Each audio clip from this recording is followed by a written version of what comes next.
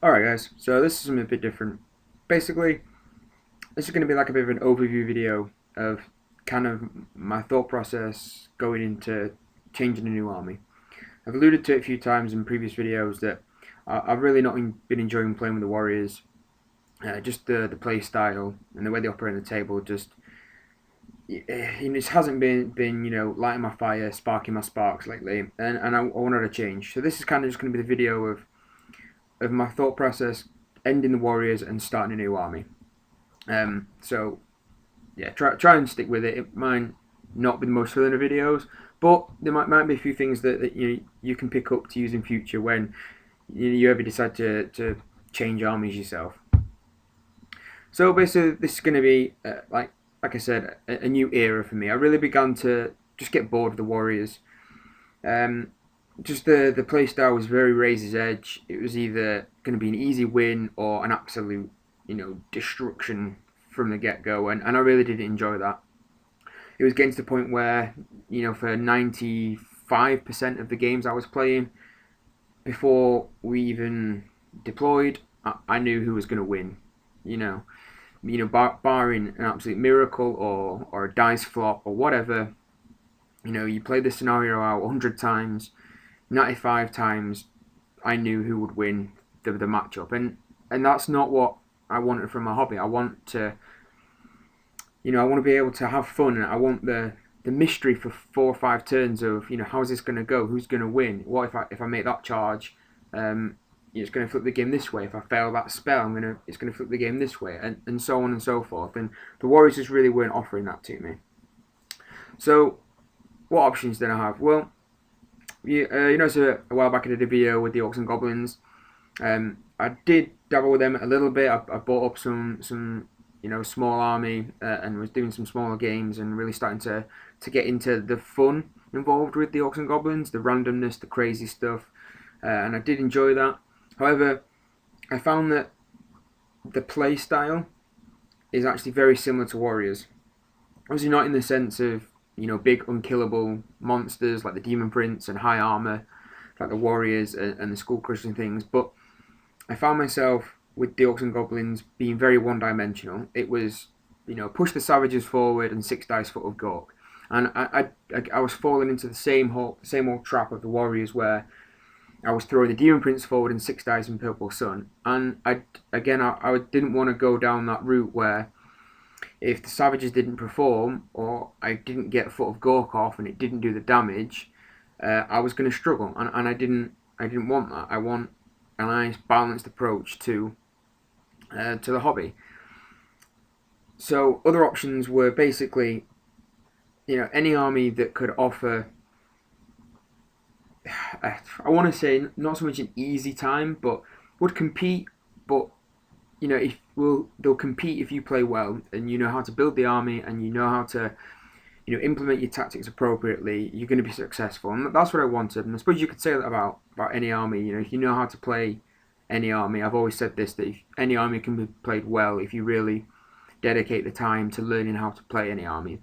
But what I wanted was just an army that would give me a good chance of winning, of having a strong army, playing good games, but also was a tactical challenge to achieve that.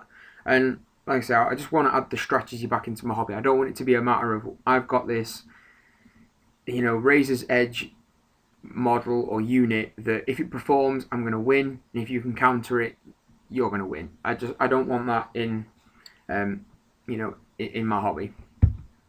So the new army, what did I want from it? Basically, I wanted an ability to compete in every phase. Playing Warriors, you have no shooting phase. Even if you take a Hell Cannon, that's not really a shooting phase. You're basically closing your eyes, crossing your fingers, and hoping it doesn't misfire. Basically, with the Hell Cannon, sure, it can be devastating, but I always think that, still to this day, I think the Hell Cannon is more of a liability than it is, a benefit. Except when people use them against me and they seem to hit every single time and just destroy everything in my army. When I use them, I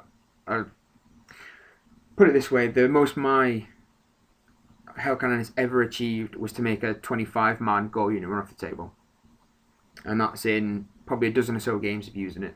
It's never performed. But I'm getting off topic anyway. So basically, I wanted an ability to compete in every phase. I want, sort of a good magic phase, a good shooting phase, a good assault phase, a fairly mobile army. I don't want a castle up gun line. I don't want, all my entirely shooting army. I don't want to be relying on magic, and I don't want to be relying on combat like I was with the warriors. I want to be able to compete in every phase.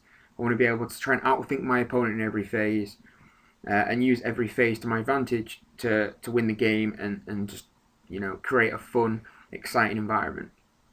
I also want a strong army that has weaknesses. Now that may sound contradictory and silly, but let's take, I don't know, elves for example. Dark elves, high elves, wood elves, whatever it may be. They have their obvious strengths, but their common weakness is toughness 3. And that's a weakness that has to be mitigated. You look at, I don't know, beastmen, for example. Very, very strong in combat. Lots of very, very powerful, hard-hitting combat units, but they're fairly slow, easy to redirect. No real way to clear out the chaff that redirects them, and that's a weakness. These things are... You can have a strong army, but have an obvious weakness, and that's what I wanted. I want a strong army with a weakness that I can, through gaming experience, through tactics, through strategy, I can, mitigate the weaknesses. I want a tactical challenge. I want to be able to look at a table after deployment, at the start of a game, before the deployment, whatever it may be. I want to look at the table and think, this game can go either way. If I do this, I do that, I do this, I should be able to get a win. If my opponent does this and that, he can get the win, and so on. I want the tactical challenge of every turn. I want to have options of what I can do that has different benefits and different consequences. I don't want to be in the start of every turn, well, I'm going to throw my Demon Prince there, I'm going to throw my Demon Prince there, I'm going to throw my Demon Prince there. That's not a tactical challenge. That's, putting my units in a certain position and hoping my opponent can't deal with them. And that wasn't fun for me. Might be fun for other people. Some people may enjoy playing that that way, but it's not the way I want my hobby to go. I also want engaging painting possibilities. Now, every army ticks this box, so this one's kind of a moot point, but I thought I'd bring it up because it's always a good one to mention. And the way I swung this one is I wanted more of a bright army. I've done my warriors, and they all were painted very dark, very black, very metal, very sort of mechanical, and want to say boring, but I don't. So I wanted an army that was more organic, was more vibrant, bright colours, and I just want to make it, more of a project, and something I can really, grab the ball and run with. So from that, you probably assume that you can probably count out a lot of armies that may be a possibility, just for the sheer fact of I want a more bright, vibrant army. So most of the Forces of Destruction armies pretty much get taken out of that category. If you take the paint schemes sort of at face value, what they probably should be, and not accepting, creative spark. And last and probably most importantly, I just want an overall experience for my opponent to be fun. I found many games with the Warriors that it wasn't fun for one play. Anthony, the Sustainable Centre, mentions this a lot, that it's either fun for me or fun for my opponent. If you can't kill the Demon Prince, I'm going to pick up all your toys, I'm going to table your army, I'm going to have fun, but I'm going to destroy your hobby. At the same time, if you've got 4 cannons, or banishment, or whatever it may be, and you pop the Demon Prince turn 1, well, I'm not going to have fun now because I pretty much can't win. I'm down 600 points, and my main beat stick's gone off the table. So either way, the game was never fun with the Warriors. It's fun for one person, not the other, and that's not what I want. I want my new army to present the opportunity for me and my opponent to have a good game, have the tactical duel that you'd see in a game of chess, and just, I don't know, I want both me and my opponent to have fun, and that's what I'm going for with my new army. Excuse me, guys. So, what did I choose? Well, I went for High Elves. This may you know, not seem like the most obvious choice to some people, but let me explain. So, do the High Elves fit the bill? Like the ability to compete in every phase? Well, yes. High Elves have, strong casters. I can use all 8 laws of magic, plus high magic's pretty good. They've got good magical items to buff up the magic phase. Um, a whole host of different wizards. You've got the Lawmaster of Hoeth who can use all the signatures. You've got, fairly cost-effective level 4s. Um, they're very mobile. You've got like knights that are movement 9 because they don't take penalty for barding. You've got lots of skirmishers, lots of flyers. Look at shooting phase. You've got good archers. You've got the Sisters of Avalon, Shadow Warriors, Bolt Throwers. Kind of a very strong shooting phase. And in the combat phase, you've got Dragon Princes, Silver Helms, White Lions, Phoenix Guard. You've got the Frostheart Phoenix, the Flamespire Phoenix. The list goes on and on. I mean, every phase of the game, the High Elves have got a good unit for that phase, and that's what I really like about the High Elves. I can build a list in such that every phase of the game, I've got something to do, and it's going to be something that is productive to the end goal of winning the game. Are High Elves a strong army that have weaknesses? Well, as I mentioned previously, they do have a weakness. The majority of the army is low armored. Apart from sort of the knights, the Silver Helms, the Dragon Princes, the best armor you're going to get is a 5-up. You're looking at heavy armor at best. Or light armor shield, and your toughness 3. So, unlike maybe warriors or demons or beastmen or ogres in that ilk that can kind of take a beating, the High Elves certainly can't. You may have a 2-up armor save on the Silver Helms or the Dragon Princes, but your toughness 3, so you're taking a crap ton of wounds all the time. Same with the heroes and lords. You can make a Cav Prince who is just ridiculously destructive on the charge, but you're still toughness 3. So you're going to just get slapped around back. And that's what I enjoy about the High Elves. The ability that you can be very, very strong offensively, but you really do have to cover yourself defensively because of this low toughness and majority low armor. And that's going to be a good challenge because it's pretty much the opposite of warriors where I had high toughness and high armor. So it's definitely going to present a tactical challenge, which is the next point, which is, again, what I wanted. High Elves can be very, very devastating. High Elves can be very, very powerful.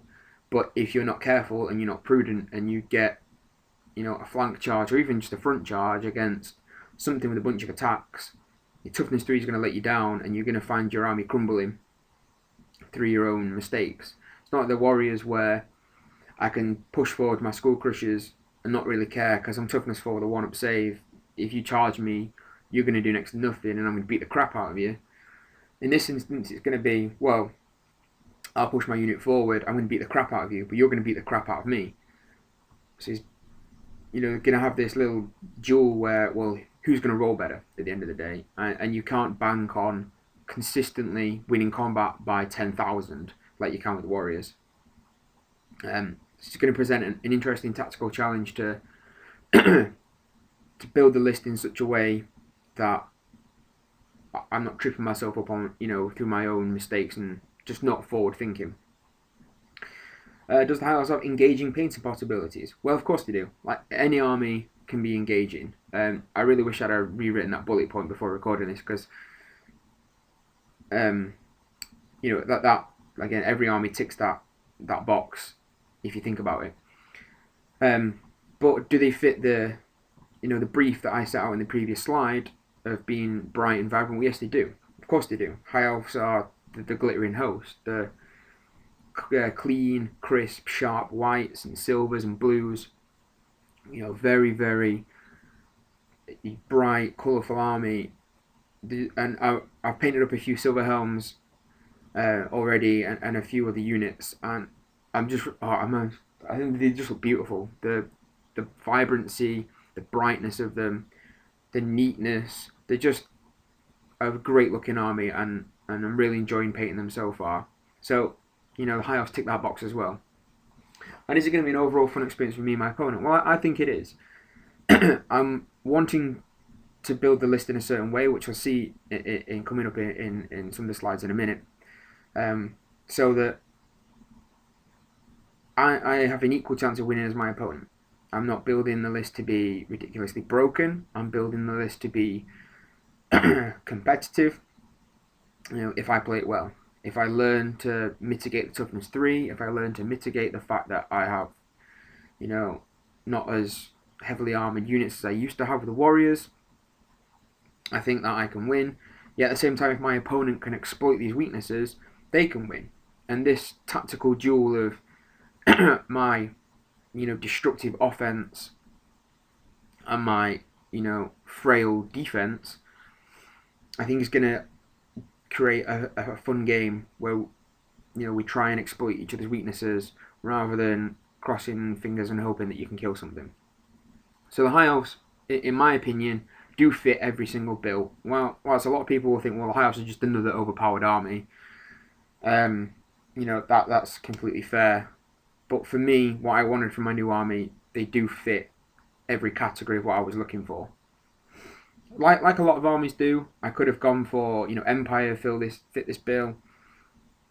I suppose you could even go as far as saying so Dark Elves, Ogres, Vampire counts all do. But again, they just didn't shine to me as bright as the High Elves did. Excuse me. So initial thoughts of the High Elves. The High Elves have a lot of units that I really, really like. I like the Lord and Hero choices. I like the Cav Princes, the Nobles. I like the ability of the Wizards to take all 8 laws of magic. I think that's really opens up a lot of tactical flexibility straight away, not being handcuffed into a very select set of magic laws. I love archers. I love silver helms, dragon princes, white lions, phoenix guard, the phoenixes, eagles, bolt throwers, shadow warriors, and the list goes on. There's a lot of units in this book that I really like the look of, that I really want to take to the tabletop and use to their full potential, and I think I'm really going to enjoy doing so. I like the ability of the High Elves to build a self-reliant list. Now what I mean by this is you can build a list that doesn't rely on any one particular thing. You can look at a lot of lists and you can see they rely on one element. Like the Warriors of Chaos rely on the Demon Prince. The Demon Prince goes down, it's a massive uphill struggle from then on for the Warriors. Even though they have units like Skull Crushers, Chaos Warriors, Chimeras, the Chariots, if you can take the Demon Prince off, you can take that huge chunk of points out of the army, take normally the magic out of the army, you will suddenly start to see the army slowly crumble, and everything is a little less scary when there's not a Demon Prince flying around. Same with the Orcs and Goblins, as I mentioned earlier.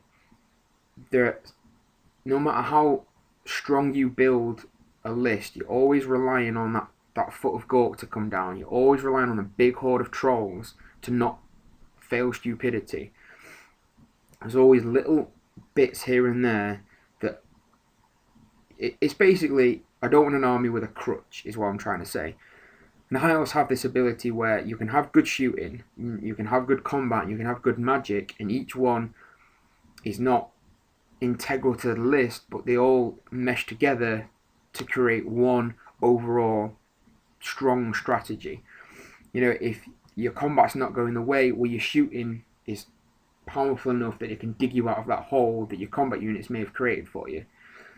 You charge in, I don't know, your silver helms, and they kind of get the rubber lance syndrome, which they don't ever really do because of high elf cheese and being always strikes first. But you get the rubber lance syndrome, and you bounce off. Well, then that unit would normally break through into your battle line, but you may have 4 bolt throwers sat there, and you'll just peel off the ranks. And it really has this ability to have an amalgamation of different tactics and abilities to deal with different problems, and that's what I like. There's not one central pillar that the list is relying on. I'm really looking forward to immersing myself into this project. I want to take the army pretty much throughout my entire hobby from now on. The High Elves are really an army that I'm going to enjoy playing. I'm really looking forward to playing, and they're going to be my army. You know, everyone has that one army that is, you know, their army. You may have 3 or 4 different armies, but you'll always have one that is your army that you really enjoy. And I think High Elves are going to be mine. I think I've read the fluff. I really love the fluff of the High Elves. And I'm really looking forward to. I'm going to build, you know, the theme-based army for each region of Ulthuan, and it's just going to be really fun. I'm really going to paint them up. I've got scenic bases for them all. I'm really going to town in terms of the painting and the modelling side. I want the army to just look incredible on the table. I'm putting all my effort into making them look good. I'm going to, you know, play the list until exhaustion, until every tactical flaw I can possibly find is ironed out. And I just, you know, this is going to be my 100% fantasy army from now on, I think. And I'm really going to enjoy it. You can do so many different things with the list. You can do the Lothan army, you can do the Calador army, the Thracian army, and that alone is really looking like good fun to me. More specific to the army book and list building, I'm going to avoid all the cheese. I refuse to use the Banner of the World Dragon because I think it is utterly ridiculously powerful. So my opponents will probably be quite happy about that, but I refuse to use it. And if I ever do use it, because I'm entering the more competitive environment, you know, in the future I'm looking at going to more tournaments than I have done, I'm going to run my list 50 points down, because there's no way the Banner World Dragon should be 50 points. I'm either going to run it 25 points down or 50 points down. And that's just me trying to balance out the Banner of the World Dragon, because I just think it's ridiculous. And it shouldn't be in the book, or it shouldn't be what it is, but that's another video for another day. So I'm completely avoiding that. There's a few other things that I don't want to use, because I don't want to end up again in the situation where it's not fun for my opponent. If I play, you know, demons or even Warriors of Chaos or Vampire counter or whatever it may be, and I've got all my points in a bunker with the Banner of the World Dragon, we're back to the point where one of us is having fun and the other one isn't. And to be honest, running a big Death Star like that, I wouldn't be having fun either way. It's not what I want out of the army. So I'm going to try as much as possible to avoid some of the cheesy stuff, some of the more, you know, tongue-in-cheek selections. However, I still want to use the stuff that I like. So there's going to be stuff in there that people will consider cheesy and broken. Well, I think not using the Banner of the World Dragon from the get-go is, you know, pretty damn noble of myself. Okay, so let's just have a quick look at the first list I've written up. It's 2,000 points. It's kind of what we're playing at my meta. I kind of want to slowly shift that onwards. I'm going to take the ball and run with that and shift it further, closer towards 2,400. Just because a lot of the more, you know, competitive tournaments in the UK do run at 2,400. So that's where I want to get my, you know, my local gaming meta at, is up to that 2,400 mark. And it also means that it stretches out the unit selections, and it makes for more enjoyable battle reports when there's more going on the table. So when I'm making battle reports, it's going to be more fun for you guys watching. So, the list. Lords. Running with an Archmage, level 4, with the Book of Hoeth on a Barded Steed. The Book of Hoeth is the single greatest magic item probably in the game at the moment. Better than a Spell Scroll, probably better than the Crown of Command, although that's debatable. I think it's better than anything that gives you a ward save, because that, you know, that might not work. The Book of Hoeth is incredible. For 55 points, the ability to reroll 1 dice on every single casting and dispel attempt is just phenomenal. Pound for pound, infinitely better than a Dispel Scroll, because obviously you got the Dispel Scroll, 1 time, instant dispel. The Book of Hoeth lets you be a lot more aggressive, both in the casting but also the dispel phase. You need to dispel a dice, and, you know, dispel a spell and you want to use one dice because you know something else is coming, what you can do. You know, your opponent rolls a 7 or an 8 and you're banking on that 3 up or 4 up roll. When you've got a reroll, go for it. The amount of time and things I've dispelled with one dice because I've rolled a 1, picked that dice up, re-rolled it, rolled a 6, and I've dispelled the 3 dice casting on 1 dice with the Book of Hoeth. It gives you that confidence to be a lot more cavalier with your approach to Magic. But what it also does is it creates a scenario where I'm not relying on 6 dice in anything. Since I've ran High Elves, I've not 6 diced a single spell. You just don't need to. The amount of magic you can churn through the Book of Hoeth should mean that you're creating a scenario where you're either casting 3 out of 4 spells because your opponent is holding the dice back to dispel the big one, or you're just whittling down the dispel dice a lot quicker than your opponent would like. You know, you roll 2 dice, you roll a 4 and a 1, you pick up the 1, re-roll it, you roll a 5. You've gone from casting on a 9 to casting on a 13. And that's a huge difference. That's a potential difference of casting on 2 dice, dispelling on 2 dice to dispelling on 4 dice for your opponent. And the Book of Hoeth gives you that ability to really control the magic phase. And I think the level 4 with the Book of Hoeth is probably the strongest caster in the game at the moment. I challenge anyone to, tell me a caster that can control the magic phase as well as this guy can. Now that you can't get the party slot anymore, and Magic in general is being kind of curtailed a lot with the new books. I challenge anyone to challenge that point that this guy controls Magic phase better than anyone else. And I stuck him in a Barded Steed because it's a quick way to give him a bit of armor for a start. He's got a 5 up armor save now. But he also gets the ability to obviously be a lot more mobile and go with cavalry units, which is important for High Elves because they get a lot of cavalry choices now, particularly for core, which is really, really powerful. So I'm really liking the Archmage. Great choice. Standard level 4. The Book of Hoeth makes him just the cream of the crop. I really love the Book of Hoeth. Just the ability to 1 dice spells. The frustration of my opponent when I 1 dice a spell and cast it on like a 9 or a 10 on 1 dice, and I do that repeatedly for like my first 3 spells.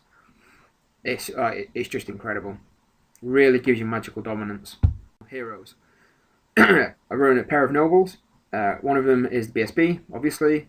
He has Dragon Armor, Lance, Barded Steed, Enchanted Shield, and Dawnstone. It basically gives him 1 up reroll, a 2 up against Flaming. Which is the amazing thing about Dragon Armor. For 10 points, you get Heavy Armor, a 6 up ward save, and a 2 up ward save against Flaming. That is just amazing for 10 points on a Noble. The best buy you can probably get in the hero section. So yeah, it's pretty standard BSB build. 1 up rerollable armor save, 6 up ward save. Of course, these 2 guys are going to be in like a cavalry bus, with the wizard sitting in the 2nd rank. And if I run high magic, the 6 up ward save these guys get can quickly become a 4 up. What I should mention quickly before I move on any further is I'm still unsure of the Lord Magic I'm going to use. High magic is really, really powerful, but it's also very situational. I found myself in some of the games that I've played so far just not having anything to cast at certain times. And that's never a good thing when you're trying to control and dominate the magic phase. So I'm still on the fence with the magic. And as I said, luckily I get to use all 8 laws of magic. So experimentation is going to be rife. Second noble, as cheap as he can be. With that setup, he's 103 points. It basically just gives him a 2 up save, 3 strength, 6 attacks on charge. And he's basically there to fill out the front rank so that the Archmage can sit in the 2nd rank of the Silver Helm unit, which is there. So, core, there's a big unit of 16 Silver Helms, running in, obviously it'll be 3 ranks, with some guys pushed out to the back when the characters go in. The ability to fight in 3 ranks is phenomenal with the Silver Helms. It, further ignores the problem you normally get with cavalry buses of getting rubber lance. Well, I'm fighting now with 3 ranks, rerolling to hit, strength 5. And the silver helms are just amazing. The silver helms changed almost not at all in the new army book, but just moving them to core means now pretty much every army you see has a big unit of like 15 silver helms in, because they are just that good. Movement 9, heavy cav, always strikes first, rerolling to hit normally. Very, very powerful choice, and probably the competitive unit to take in most armies, in my opinion. And then to fill out core, just 5 Reavers with bows and spears. Don't really want them as expensive as they are, because those 5 guys like 105 points, but I need those 105 points to tip me over the core allowance. I will say that my list has changed, but I've got a couple of battle reports, the pictures taken and played with this list. This is my first list I've written, that I wrote, excuse my English, but since then my list has changed and I've taken out some elements which you'll see in the future of future battle reports and things. So I've notified the weaknesses in this list. So moving on to special, got a massive horde of white lions. Yes, I know you can virtually slap me in the face. No one likes white lions. They're not as good as they were because they've lost the rerolls, but they are the best combat unit in the book. Strength 6, Initiative 5, stubborn. I'm going to experiment running these guys in really, really small little bricks of like 10 guys, like 3x3 little cubes with one guy at the back. Just because unless you kill them all, they're stubborn on a 9 where they reroll if they're within general BSB. And that's just annoying as hell, because they're going to hit you with 9 strength 6 attacks at initiative 5, and then if you don't kill them all, then you're stuck there and you're going to get flanked. White lions are very, very powerful. They open up a lot of tactical flexibility and opportunities. But at the moment, I'm running them in a horde. Whatever the white lions touch, oddly enough, dies, as you might expect. But that's what white lions do. They're there to be the beat stick. They're there to go out, do the damage, while the silver helm boss hangs back with a wizard and provides magical support and counter charges later. That's why they've got Gleaming Pennant. It's not bad for 5 points. I've just often found the white lions outside of BSB range. So the Gleaming Pennant does help if they fail that stubborn 8 test. Probably going to change that for the Flaming Banner. Strength 6 flaming attacks. It's a lot to be scared of if you're a lot of things. And then I'm running 2 units of 5 Shadow Warriors. I love the Shadow Warriors. The models are exquisite. The full face helmet things they wear, oh man, they're just beautiful. And I've always wanted to use some form of sort of scouting skirmishes. So the Shadow Warriors are in and they're staying in. In every list I write, I'm probably going to have the 10 Shadow Warriors in. I love the way they operate on the table and the options that they provide. Really, really like the Shadow Warriors. And this is what rare looks like. So I've come for 4 bolt throwers and 2 eagles. Pretty standard setup. You're going to see pretty much this in most high elf lists. You're going to see it. Unless you're going Phoenix heavy, you're definitely going to see 2 eagles for redirection and for chaff. And you're probably going to see anywhere between 2 and 4 bolt throwers. The bolt throwers are too cheap and too good not to include in the list. Especially considering that some genius forgot to add multiple shots to its profile when it fires 6 bolts. So you don't take -1 penalty when rolling to hit with the 6 bolt shot. Until it's FAQ'd, which at this point I haven't checked, so I may be wrong. And if anyone questions that, you may be firing 6 shots, but you don't have the multiple shot special rule, therefore you don't take -1. Sorry bro, I didn't write the book. I think it should be multiple shots, I think you should take -1, but you don't, unless it gets FAQ'd.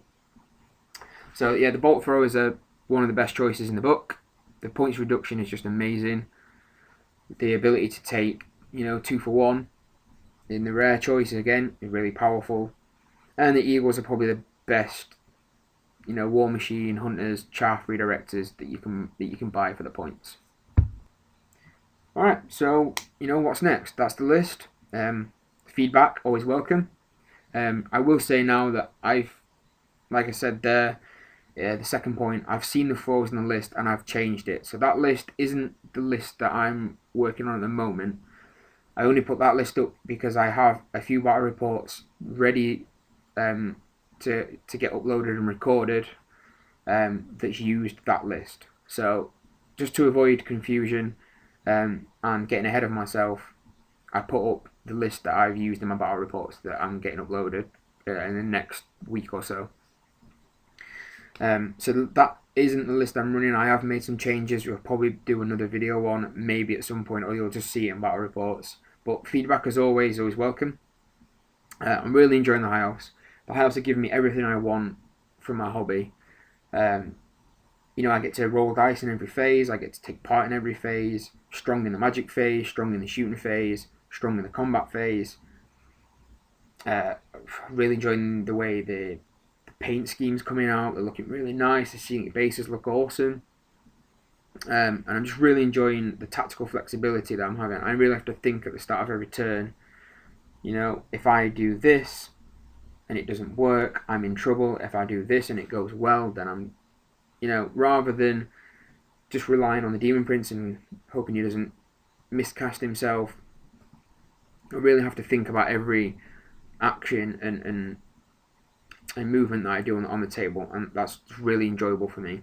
And I just can't ever see myself going back to an army where it is so one-dimensional. I couldn't do it. After playing the High Elves for, I think I'm up to 7 or 8 games now, some at smaller points values, some up to at the 2k level. I'm enjoying the tactical flexibility they offer too much, and I don't think I'm ever going to go back to a one-dimensional army again. Or I may go back to that army, but build it in a way that is just completely crazy. So I hope you kind of stuck with this video all the way through. I know it probably dragged a little bit, but if you stuck this far, thank you. Feedback would be really appreciated. Don't forget to like the video if you enjoyed it, and subscribe to the channel. And also follow me on Twitter at System Wargames. That's my handle on Twitter. So yeah, the future of the channel is going to be mainly high elf driven. You're going to see a lot of high elf battle reports, a lot of high elf tactics. Yeah, so that's the video, guys. Thanks for watching, and I'm gonna go. Bye.